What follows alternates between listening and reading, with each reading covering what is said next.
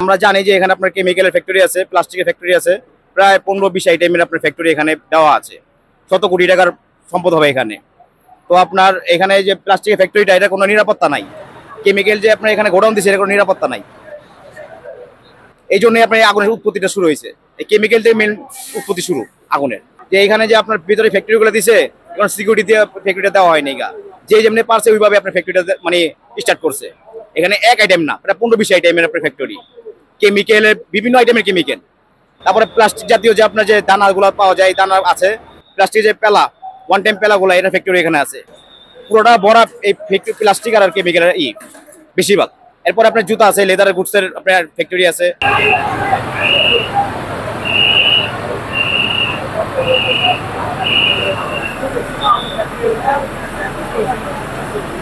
যখন নামাজ পড়া মসজিদ থেকে বেরিয়েছি, তখন আমরা হঠাৎ আমার ছোট ছেলে বললো যে আব্বু আগুন লাগছে।